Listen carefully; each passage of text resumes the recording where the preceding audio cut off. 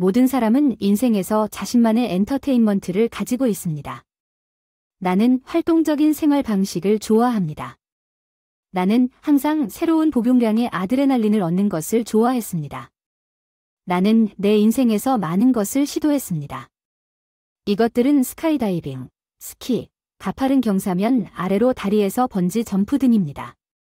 그 외에도 내 삶은 매우 밝았습니다. 다양한 인상으로 가득 차 있습니다. 나 자신도 처음에는 내 일을 내 라이프 스타일과 연결하려고 노력했습니다. 나는 스카이다이빙 강사로 일하다가 얼마 후 스포츠 장비를 판매했습니다. 나는 이미 작은 사업체를 갖게 되었고 모든 것은 품질만 갖춘 작은 가게에서 시작되었습니다. 상품라는 이 문제에 대해 잘 알고 있었고 내 고객의 삶이 이 제품의 품질에 직접적으로 달려있다는 것을 매우 명확하게 이해했으며 내 사업은 점점 더 많은 돈을 벌어들이면서 점차 발전했지만 내 삶은 무지개의 모든 색으로 가득 차 있었습니다. 가족의 따뜻함과 편안함이 부족하여 집에 거의 나타나지 않았습니다. 저는 항상 직장에 있거나 새로운 양의 아드레날린을 받았지만 어느 날 매우 흥미로운 일이 일어났습니다. 2명의 친구가 결혼하여 기억에 남을 수 있기를 원했습니다. 그들은 낙하산을 타고 퇴장식에 직접 내려오기로 결정했습니다. 나는 이 문제에 대해 그들을 돕기로 약속했습니다. 나는 사람들에게 자세히 지시하고 준비했습니다. 왜냐하면 그들 자신이 이 사업의 초보자였고 매우 걱정했기 때문입니다. 나는 그들에게 완벽한 결혼 선물을 준비했습니다. 이 행사에서 평생 동안 이 비행을 기억하세요. 저는 제 마음을 사로잡은 예쁜 갈색 머리 메러디스를 만났습니다. 메르디스는 결혼한 지 15년이 넘었습니다. 우리 삶에는 지루할 틈이 없었습니다. 물론 그녀는 저의 극한 상황을 별로 공유하지 않았습니다. 하지만 그녀는 나와 함께 전 세계를 자주 여행하는 것을 좋아했습니다. 우리는 산에 있었고 가파른 경사면에서 스키를 타는 것은 내가 가장 좋아하는 오락 중 하나였습니다. 메러디슨의 사랑 다음 주에 산에 갈 건가요? 아내에게 물었습니다. 예, 스티븐 사랑해요. 신선한 공기가 좋다. 메러디스가 대답했어요. 여행에 필요한 모든 것을 준비하겠습니다. 제가 이곳에 얼마나 오랫동안 가고 싶었는지 아시죠? 예, 자기 거기에서 원하는 것을 정확히 얻으시길 바랍니다. 장비를 빌린 적이 없습니다. 항상 내 것만 가져왔습니다. 극단적인 오락에도 불구하고 자체 테스트를 거쳤습니다. 이번에는 매우 가파른 산이 있는 아름다운 리조트에 도착하게 되면서 안전에 많은 주의를 기울였습니다. 이번에는 제 경험으로 인해 믿을 수 없을 정도로 어려운 길을 내려갈 수 있었던 가장 가파른 루트 중 하나를 정복하려고 했습니다. 산이 나에게 도전하는 것 같았고 나는 지엘리 그것을 기꺼이 받아들였습니다. 메러디스 당신은 좀 조용해요. 오늘 무슨 일이 일어났어요? 아니 스테판 모든 것이 순조롭게 진행되고 있을 것 같아요. 아마도 잠을 충분히 못 잤을 거예요. 잘 당신 주변에 아름다움이 있는지 보세요. 잠잘 시간이 없어요. 아직 시도할 시간이 너무 많다고 감탄하며 말했다. 스티븐 잘 이해하지만 오늘은 호텔에 묵을 거야. 약하고 피곤할지도 몰라 젠장하지만 오늘은 이 어려운 길을 어떻게 극복할 것인가. 내가 가장 좋아하는 펜 없이 이 일을 할 거예요. 이 하강전에 당신이 나와 함께 헬리콥터를 타고 날 응원해 줄 거라고 생각했어요?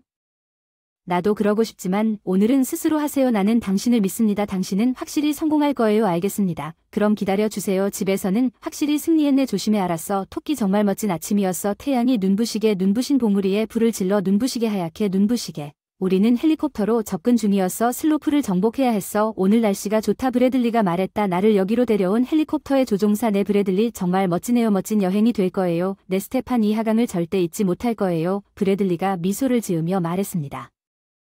그럴 거라고 확신해요. 스티븐 여기 검색을 보세요. 비콘이 알려주세요. 현재 있는 곳에서 문제가 발생하면 이 버튼을 누르십시오.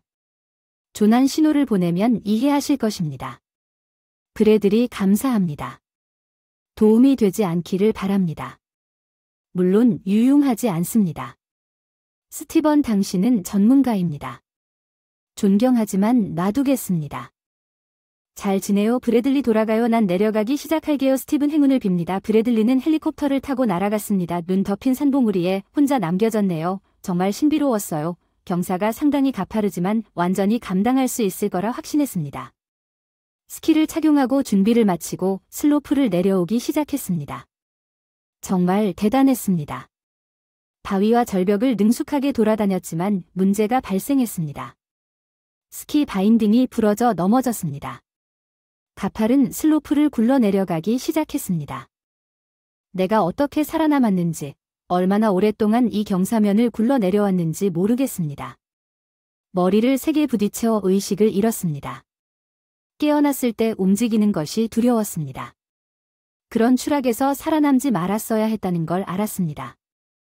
천천히 제 자신을 꼬집기 시작했습니다. 갈비뼈 몇 개 부러졌는데 나머지 뼈는 온전한데 기절했을 때 몸이 축 늘어졌나 봐요. 그래서인지 척추와 팔다리는 부러지지 않았는데 머리에서 요란한 소리가 났어요. 세게 쳤는데 여전히 거기 있어요. 피가 많이 나지 않았고 머리에 큰 상처도 없었지만 조금 정신을 차렸을 때 뇌진탕의 징후가 다 보였습니다. 제가 어디에 있는지 이해하려고 노력했습니다. 이곳은 문명과 멀리 떨어져 있었고 집도 없었고 근처에 사람들도 없었습니다. 절망적이었지만 나는 그러한 상황에 대비하고 있었고 살아남는 방법을 알고 있었습니다. 내 근처에서 내 스키 조각을 보았습니다. 스키 바인딩을 자세히 살펴보았고 그것이 미리 제 위치에서 제거되었다는 것을 알았습니다. 누군가 고의로 마운트를 손상시켰습니다. 그런 식으로 눈치채지 못했지만 누가 필요했는지 이해하지 못했지만 이제는 중요하지 않았습니다. 이제 내 임무는 이 춥고 황량한 곳에서 살아남는 것이었습니다. 좋은 운동복과 보온성이 좋은 재킷을 입고 있었지만 그건 아니었습니다. 충분히 쉴 수 있는 곳을 찾고 몸을 녹일 수 있는 곳이 필요했습니다. 눈 덮인 평원을 가로질러 걷는 것은 비현실적이었습니다. 여기에는 두꺼운 눈이 쌓여 있었고 부러진 스키에서 넘어졌습니다. 일종의 눈신을 만들었는데 이것이 도움이 되었습니다. 눈 위에 머물며 곧 임시 집을 찾으러 갔습니다. 운이 좋게 작은 동굴을 찾았습니다. 성냥이 있어서 마른 막대기를 비비며 불을 피울 필요가 없었습니다. 마침내 불을 피웠고 몸을 따뜻하게 하기 시작했다. 여기에 오래 머물 생각이 없었기 때문에 물과 물품이 거의 없었다. 작은 쇠머그잔을 꺼내 그 안에 눈을 녹여 맛있게 마셨다. 몸이 온통 뒤덮인 듯한 느낌이 들었다. 찰과상과 타박상으로 갈비뼈가 부러져 숨쉬기가 어려웠습니다. 탄력붕대를 감고 몸통을 최대한 단단히 감았습니다. 브래드리가 준 비콘을 꺼냈지만 작동하지 않습니다. 패널을 열어서 보았습니다. 전원조차 없었다는 사실, 이 모두 계획된 일이라는 생각이 들었습니다. 그들은 확실히 나를 죽이고 사고로 모든 것을 숨기고 싶었습니다. 내 유일한 희망은 내비게이터에 따라 나를 데리러 갈 곳으로 가는 것이었습니다. 아직 몇십 마일이나 떨어져 있었지만 추운 날씨에 스키 없이 그 거리를 극복하기에는 내 상태가 매우 어려웠습니다. 이미 날도 어두워지고 힘도 거의 없었기 때문에 다음날 길을 가기로 결정했습니다. 눈이 없는 작은 언덕을 찾았고 이 건초에서 마른 풀이 자라고 있었다. 다음날 아침 첫 햇살을 받으며 잠을 잘 곳을 마련했다. 몸이 출발했고 걷기가 너무 힘들었다. 그러나 나는 목표에서 후퇴하지 않았다. 나는 오랫동안 걸어 이제야 피난처가 있어야 할 곳에 도착했지만 여기에는 아무것도 없었고 여기에는 나를 기다리는 사람도 없었고 여기에는 기지도 없었다. 황량한 곳. 난 난관에 빠져서 여기까지 온 희망과 목적에 힘을 실어 이제는 절망에 사로잡혔어. 앞으로 어떻게 해야 할지 모르겠어. 벌써 기력이 다 떨어져서 힘없이 눈 속에 떨어졌어. 잠은 안 왔지만 졸음 때문에 힘차게 눈을 감게 되었고 지금은 반의식 상태에서 개들이 짖는 소리를 들었습니다. 그것이 나에게 보이는 것인지 아니면 개가 아니라 늑대 무리인지 정말 이해가 되지 않았습니다. 어쨌든 저항할 힘이 없어 다시 눈을 떴을 때 기절해버렸다. 겁이 나서 갑자기 일어서려고 했지만 몸이 너무 약해서 그럴 수가 없었다. 쉿쉿 어떤 남자가 앞에서 말했다. 내 집에 있는 나한테 물어봤어. 넌 정말 행운아야. 이 동네는 자주 가지 않지만 이번에는 마구를 착용한 개들과 함께 썰매를 타다가 솔직히 내가 살아있다는 걸 알아차렸으니 내가 아직 살아있다는 것에 놀랐으니 생각해봐. 운이 좋았고 두 번째 생일이군요. 이름이 무엇입니까? 제 이름은 스티븐입니다. 생명을 구해주셔서 정말 감사합니다. 이름은 무엇입니까? 제 이름은 데이비드인데 어떻게 이런 상황에 빠지게 되었습니까?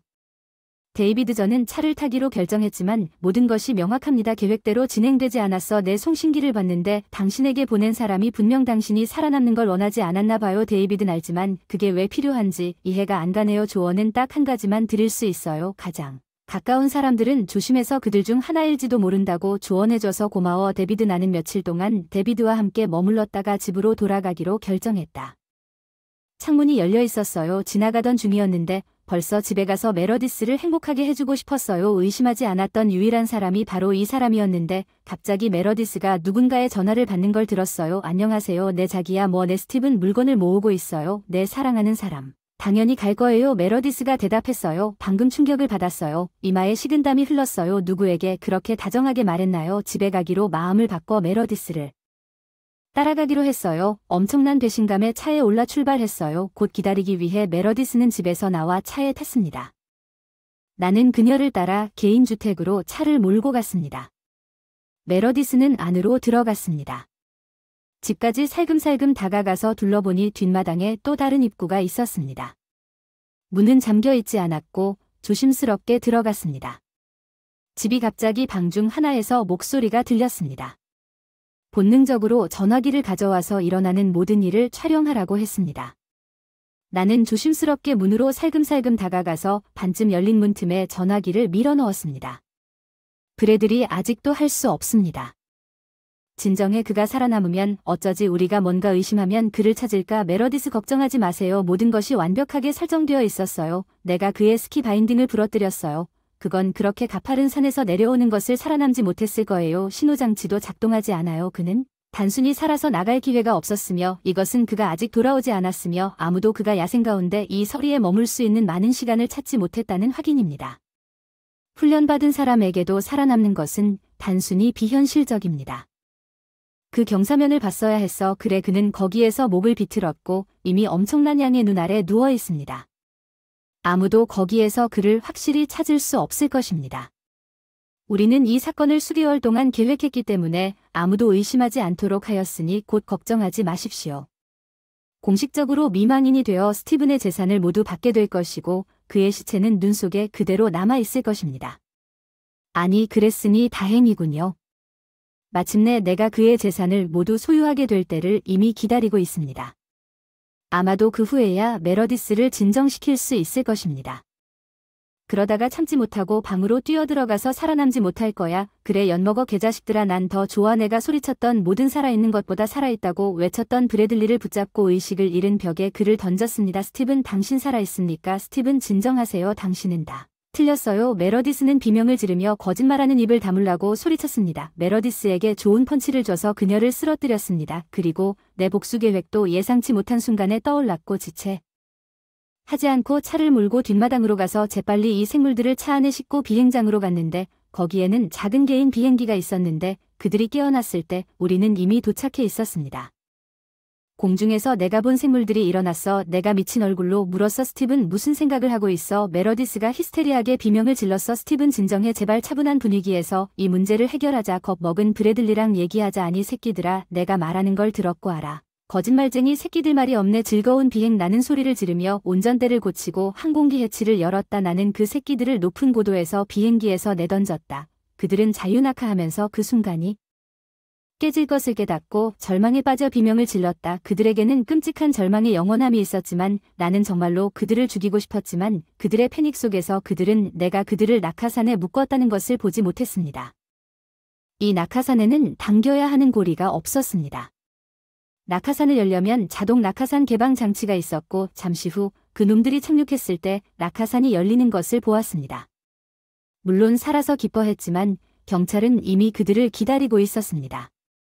나는 그와 연줄이 있는 친한 친구에게 전화했습니다. 경찰, 그래서 그 놈들은 이 놈들을 체포하기 위해 빨리 차를 몰고 갔습니다. 나는 그들의 솔직한 대화를 촬영한 비디오를 건네주었고 이제 이 놈들을 아주 오랫동안 철창 뒤에 앉아 있었습니다.